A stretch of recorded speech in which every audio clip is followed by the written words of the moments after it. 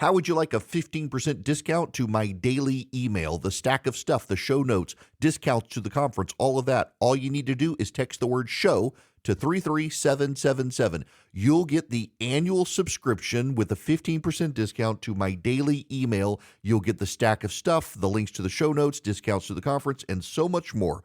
All you have to do is text the word show, SHOW, to 33777. Text show to 33777.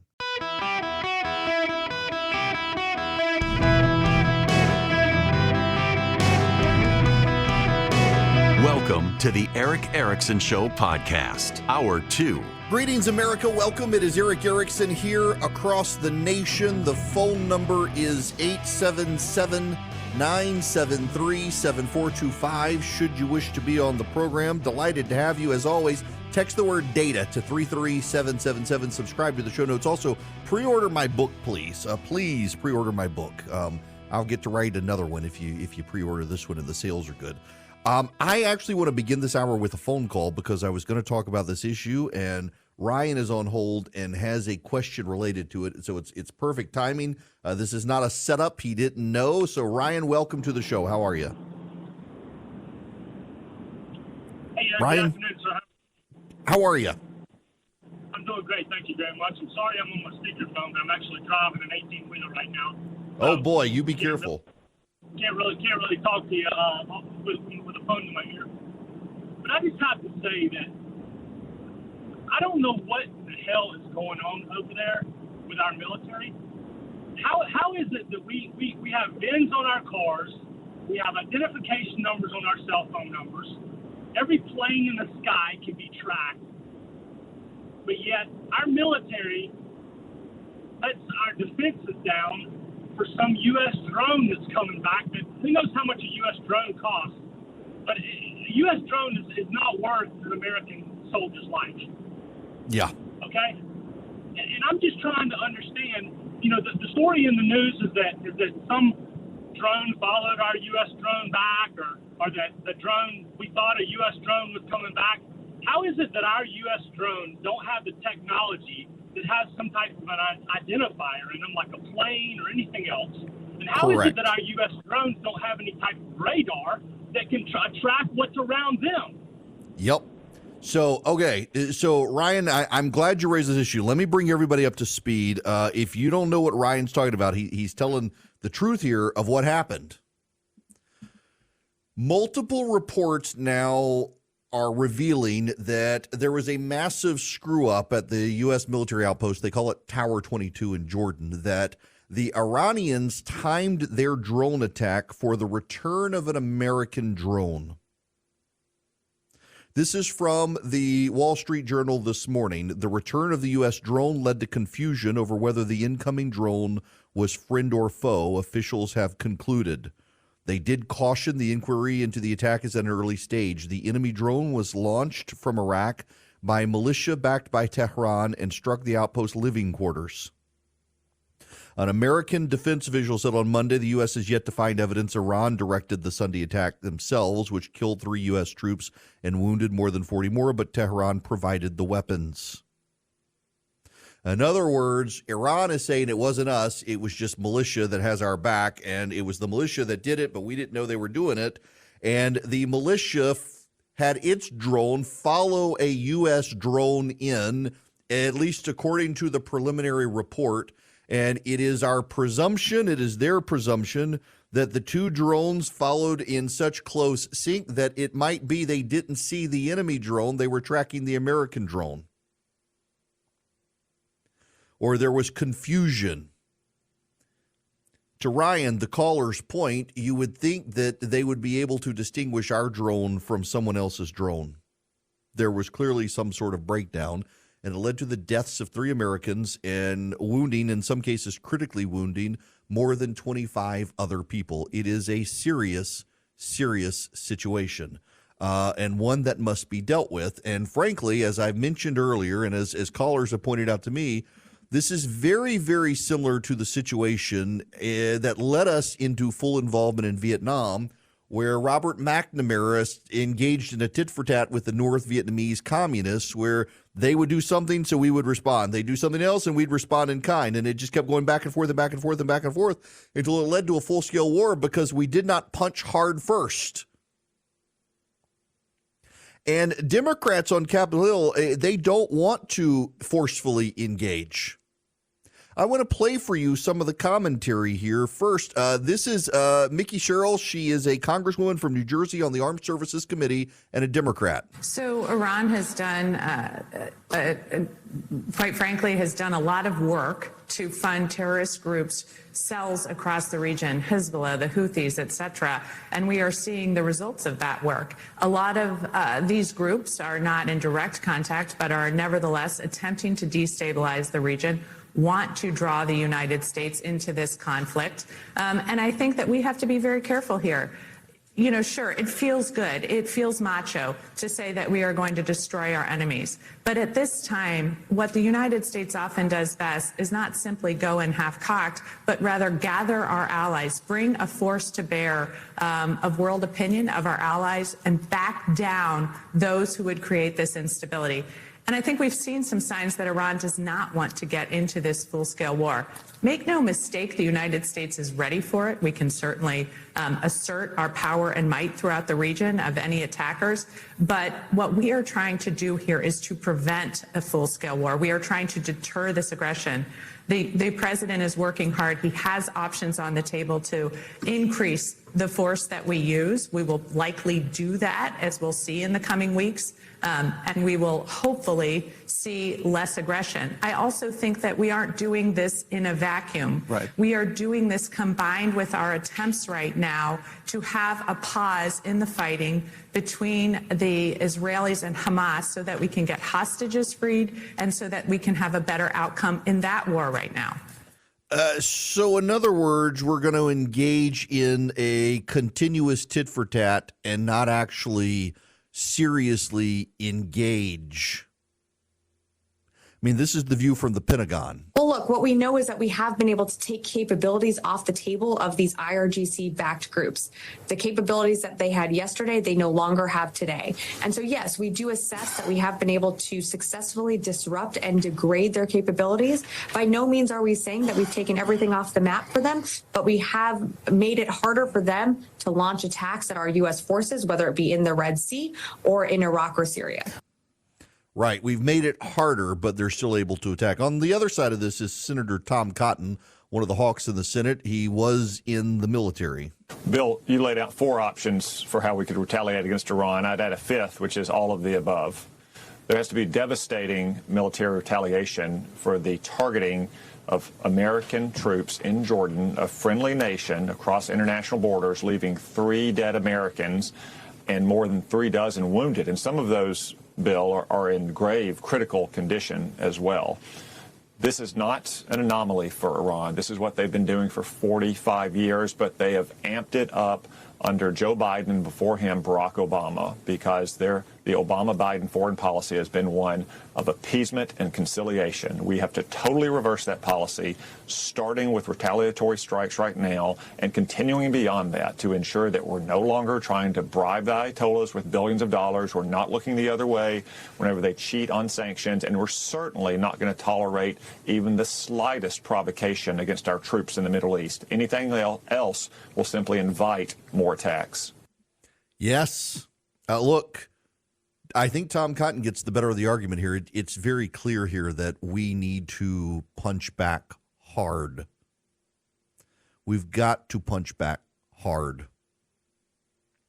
This is Joe Biden's former head of CENTCOM. Well, I think we begin by realizing, Wolf, that if we want to prevent escalation, we need to leave the theater.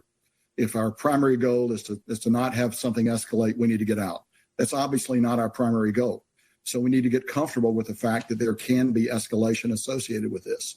The next thing I would say is Secretary Blinken's words are very strong, very forceful, very on point. We need to match them with action. And we have not done so over the course of the 150 attacks or so that have preceded this lethal attack and the loss of these 3 brave Americans.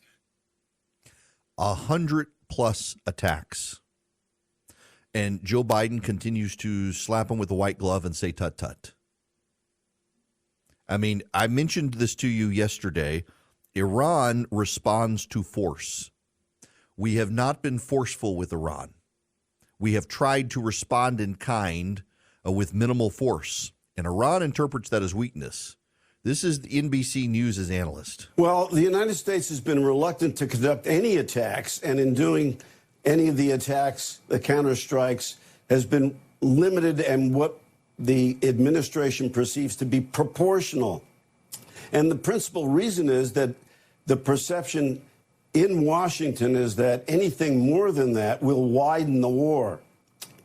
Critics say, and probably properly so, that Iran's allies don't need any excuse to continue or even widen their attacks.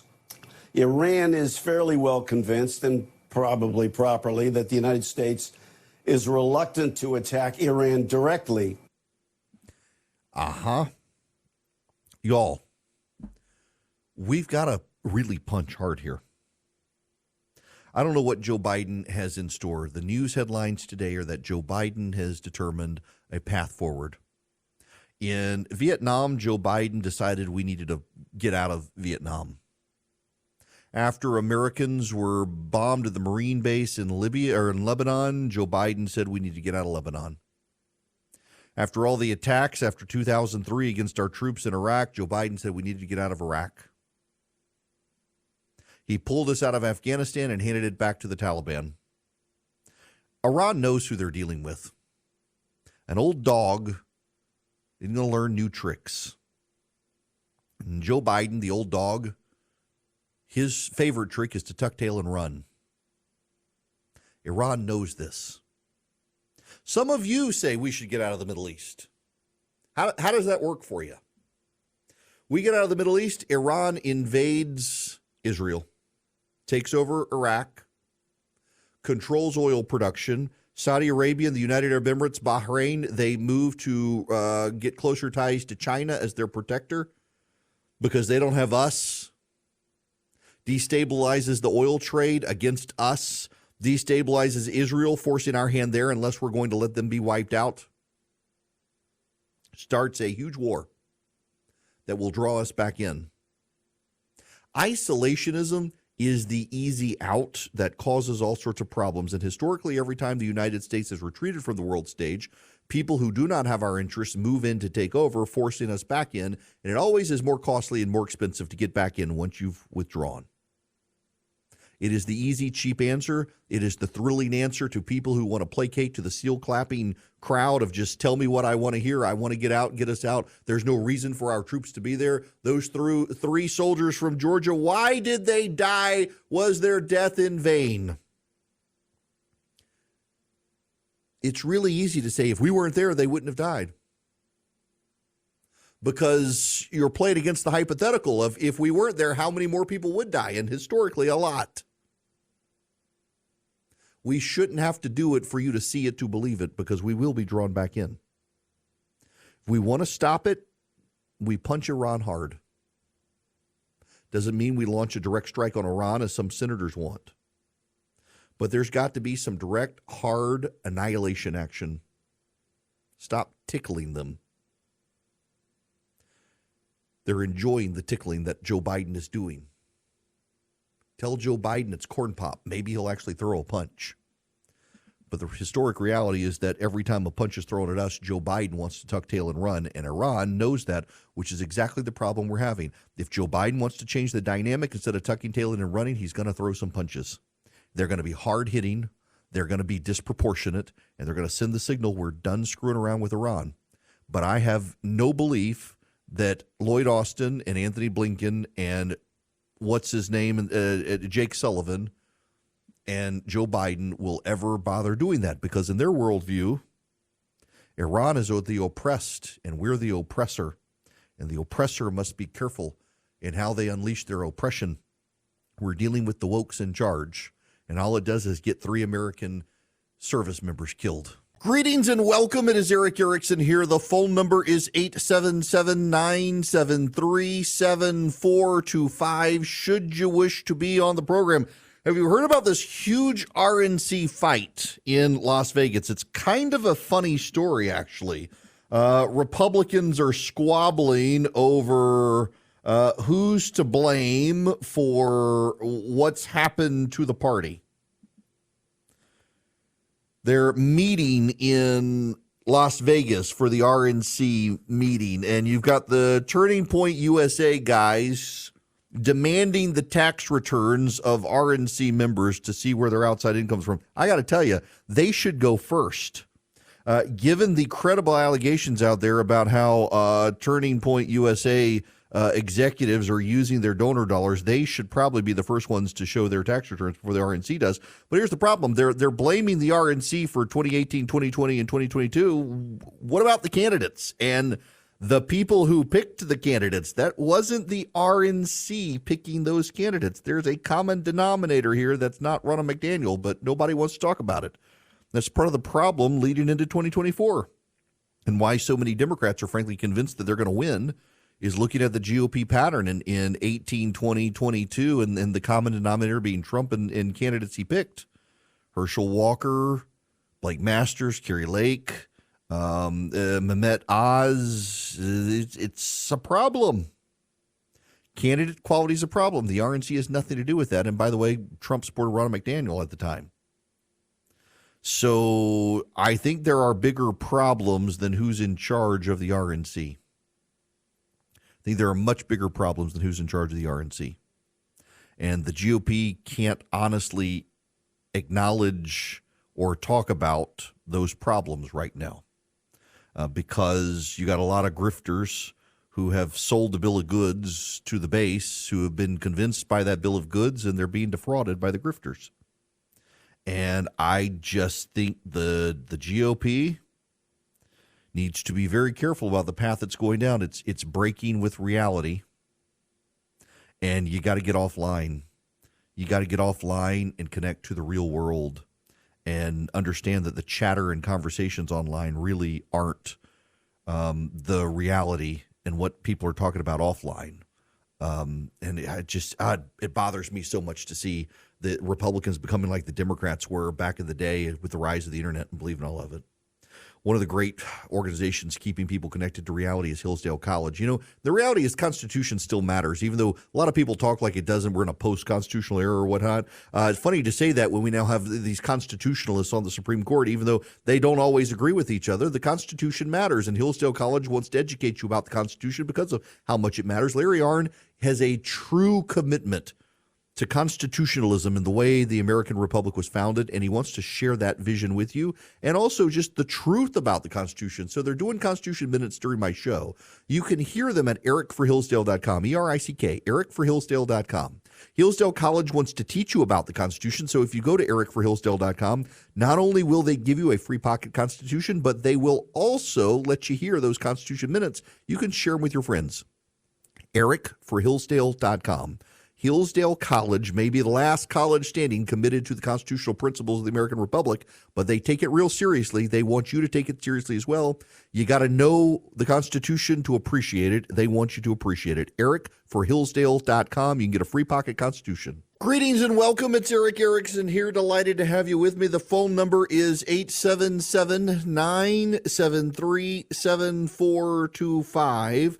Tamika's been waiting and want to get to her phone call. Welcome to the show. How are you? I'm doing well. How are you? I'm so excited to finally get through and talk to you. I'm a truck driver, so I hear you every day.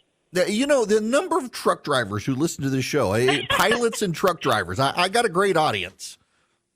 Yes, you do. And when it says, and he's sometimes funny, you're very funny. I have to focus on the road. Uh-oh. I appreciate that. But I wanted to talk about the situation in Jordan and touch on what the other people were discussing and what you discussed. I was in the Army National Guard, Georgia Army National Guard, for about 5.5 years.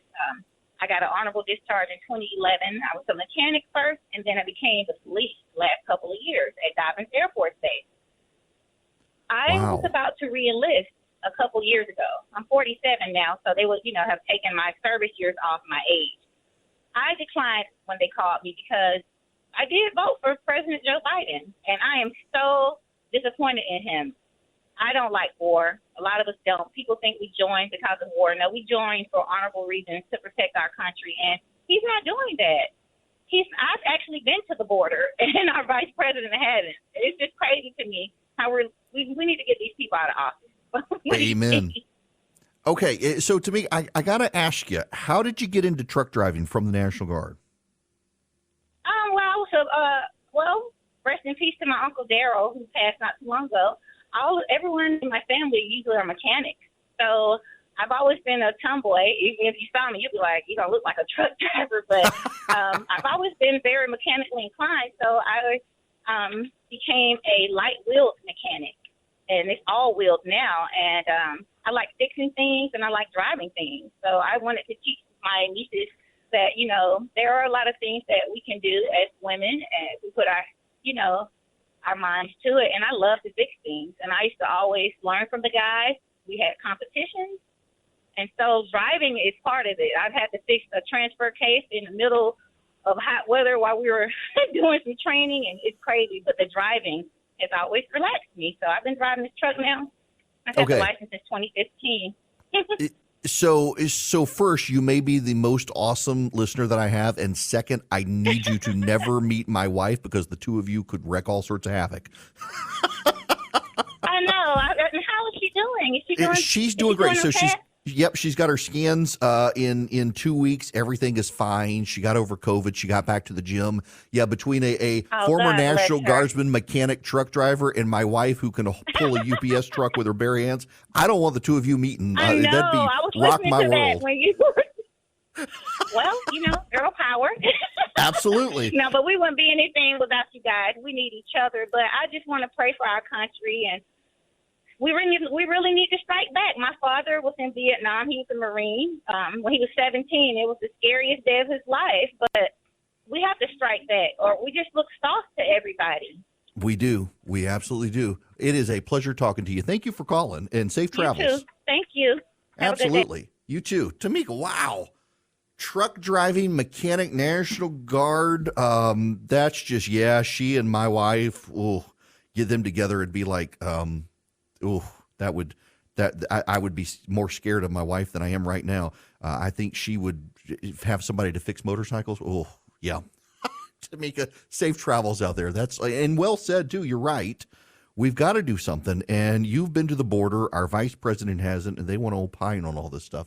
It's part of this is what we're dealing with from the Biden administration is the progressive delusion that it's all about power. When you believe, as progressives do, that everything in the world can be seen as an aspect of power, you miss a lot of things. For example, there is altruism in the world. There are people who will sacrifice because they think it's the right thing to do. It's not about increasing their power. It's about the right thing to do. Jesus Christ laid down his life that others could have everlasting life. He didn't have to do it, and he did. And it wasn't necessarily because he wanted power over others. He already had the power. He wanted a relationship. There are plenty of people on the planet who do good things because they're the right thing to do, not because it gives them power. And when you embrace this postmodern Marxist ideology that so many progressives have, that everything is about power and the world must be seen through power dynamics and oppressors and oppressed, it completely screws up your view of the world. The Iranians don't want power for the sake of power. The Iranian leadership has a religious fervor. When you believe all the world is about power and religion itself is about acquiring and maintaining power, you miss the actual dynamics of the way the world works. There are some people who want to bring about the apocalypse, not because it gives them power, but because it ultimately ends the world as we know it and realigns the world in ways that construct power differently, even against themselves. And the left misses this. And the left, in embracing these sorts of things, embraces their own bits of corruption. Just consider the Squad. The Squad in Washington, D.C., its members are deeply progressive leftists, Marxists. Cori Bush, we now know, is under investigation for how she spent federal security dollars. The Justice Department yesterday subpoenaed the House Sergeant at Arms for records related to Cori Bush's spending and use of federal taxpayer dollars for her own good. She's already screaming racism about it. Yesterday, we talked about Ilhan Omar. Ilhan Omar, member of the squad from Minnesota, gave a speech in which she declared herself Somalia first, and that she will use her power in Congress to make America do the bidding of Somalia, not America, not the people of Minnesota, but of Somalia. She's caught on record, on video, saying these things. Alexandria Ocasio-Cortez has gone on record in defense of UNRWA, the UN refugee program in the Palestinian territory. She wants to defund American police, but after it has been shown 1,200 members of UNRWA are Hamas and Islamic jihadist operatives, she wants America to continue funding the terrorists. So Alexandria Ocasio-Cortez wants to defund American police, but fund terrorists in the Middle East, and is demanding we do so. And now there's Jamal Bowman. Jamal Bowman, the man who pulled the fire alarm. He promoted wild conspiracy theories about 9/11 on his personal blog when he was a middle school principal. Now think about Jamal Bowman here. Jamal Bowman was a principal in New York peddling conspiracy theories about 9/11. He now says upon exposure that he regrets writing what he wrote.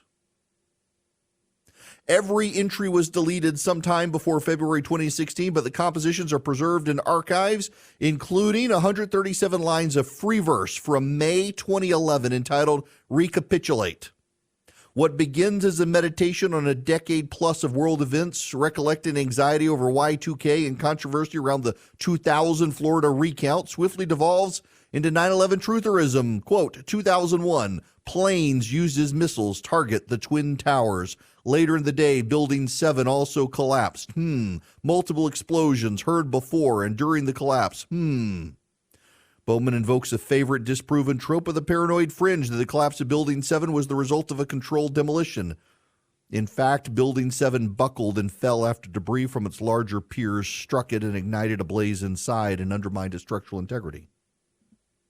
The poem pursues every other, even more obscure conspiratorial musing. Allegedly, 2 other planes, the Pentagon, Pennsylvania, hijacked by terrorists, minimal damage done, minimal debris found. That would be 125 dead in the Pentagon, 59 people on the plane. We blamed Osama, went to war in Iraq, captured Saddam, killed him. Bin Laden is Afghan, so we went to war there too. Actually, Bin Laden took credit for 9/11 and was from Saudi Arabia. And then he quotes a viral documentary called Loose Change, based on a range of debunked assertions. And, of course, the Jews. Zeitgeist is another documentary. Let me read you this. Zeitgeist is a product of the message board and chain email margins of the aughts, is a 2007 film that goes beyond preposterous fantasies about the 2001 hijacking and argues that a ring of globalist bankers controls the Federal Reserve and periodically contrives national tragedies to compel the U.S. government to embark on wars and take out greater debt. The movie rehashes a 90s-era conspiracy theory about an alleged plot to merge the U.S., Canada, and Mexico into a single country and eventually to dissolve all national governments into a single planet-spanning regime. It also questions whether Jesus actually existed. And this is in the Daily Beast, a left-wing site, in parentheses puts, nearly all historians agree that he did. Zeitgeist and Loose Change were favorite movies of the mass shooter Jared Lochner, who attempted to assassinate Gabby Giffords. Ironically, both enjoy the backing of Alex Jones. So you've got Ilhan Omar is Somalia first. Cori Bush is under federal investigation. AOC wants to defund police but fund Middle Eastern terrorists. And Jamal Bowman is a 9/11 truther who believes it was all tied to the Jews. Well done, Well done, progressives. Notice what's going on here. You will find the media cover Donald Trump and the Taylor Swift stuff. In fact, I'm on TV tonight. I'm going to be on CNN on Aaron Burnett Show, 7:15 p.m. Eastern Time tonight, to talk about the Taylor Swift conspiracies. And I intend to point out on the program that, both sides do this sort of stuff. You got Jamal Bowman, turns out to be a 9/11 truther who blames the Jews, and Ilhan Omar in her Somali first speech. We can't just focus on the GOP. Both sides have their crazy. You got it, Lauren Boebert and Marjorie Taylor Greene and whoever else on our side, Jesse Waters apparently, peddling the Taylor Swift, Travis Kelce, Pentagon PSYOP conspiracy, and AOC trying to fund the terrorists in the Middle East.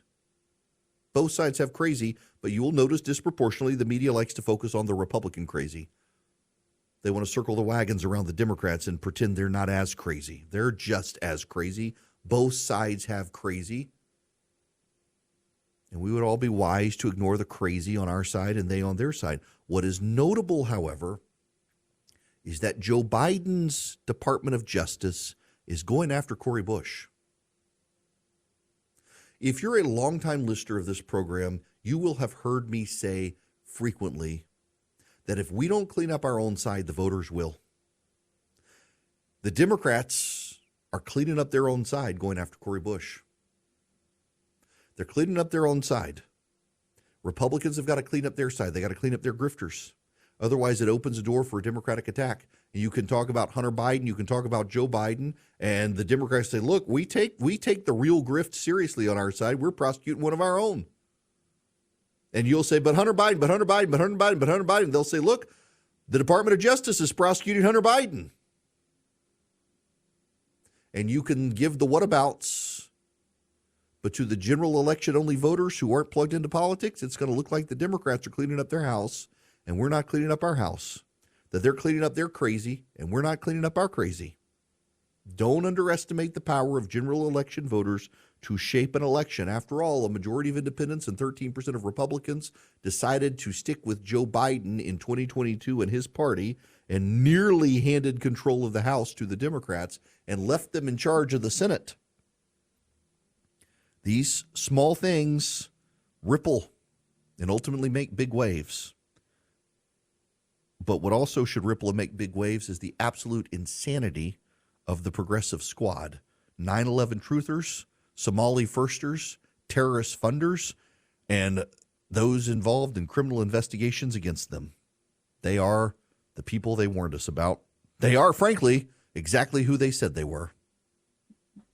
Now, Vision Computer is exactly who I've told you they are. They are a fantastic company that can save you money, build you great computers, and be your IT department for you. So you don't have to have an in-house IT guy at your company. You can rely on Vision Computers. Before you go out and buy a one-size-fits-all big box store computer, let Vision give you a price quote. They can build you the PC that you want, one that's upgradable. They can do it laptop or desktop, and then they can service them. And so you get a special phone number, and faster than a Google search, they can give you the answer. If you don't know how to do something on your computer, they can answer the question for you. If something goes wrong, they can remote it and fix it. They can help you with email. They can help you with your printer. They can do all this stuff. You don't have to have the in-house guy. You save some money, and you get great computers that are upgradable, expandable, and you don't have to keep going back to the big box store for another one-size-fits-all. All you do is go to visioncomputers.com. visioncomputers.com, or call them at 404-COMPUTE. Now listen, area code is 404. That's Atlanta, Georgia, but it doesn't matter. They do business in all 50 states. So if you're in Los Angeles, California, if you're in Portland, Maine, if you're in Miami, Florida, you call Vision Computers. They can set you up right and take care of you. They can be your in-house phone number. You call and get support. Your secretary, anybody in your office you bought the computers for, or for a small fee, they can help you even if you didn't buy your computers from them. It's 404-COMPUTE. Call them and tell them I sent you. You get an even better deal. 404-COMPUTE. Tell them Eric sent you. You get a great deal. They are a great company. Hello there. Welcome. It is Eric Erickson here. The phone number 877-973-7425. Should you wish to be on the program, delighted to have you. JL, let's go to you next on the phone. Welcome. How are you? Eric, good to hear from you. We love your show. You're a great guy. Thank you. Just wondering, what would happen? I mean, us voters are so tired of voting for the lesser of two evils, the lesser of four evils, and we're tired of being offered crap sandwiches for candidates. What would happen if we all wrote in none of the above in the primary? Well, in the primaries, it doesn't matter because the parties control the primary process. So if you're voting in the Republican or the Democratic primary to pick their nominees and you say none of the above, they don't particularly care, honestly. It's the general election that matters. And this goes towards stewardship of your vote. There are some people who very adamantly despise the idea of going through Trump-Biden again. And if they really want their voice to be heard, they can simply ignore that line on the ballot. Instead of voting third party that may be interpreted as support of one of those candidates that you don't really support, you just hate Biden, Trump, you can just say, I'm leaving it blank. And the undervote is extremely telling. Go back to 2000. I mentioned this before. Karl Rove realized the GOP had a huge problem with evangelicals because the undervote in Bush versus Gore was so huge among evangelicals who flat out just left it blank and went straight to the other races, that it forced the Bush administration to prioritize evangelical concerns in his first term, and it worked. He got their vote and won outright with over 50% in 2004.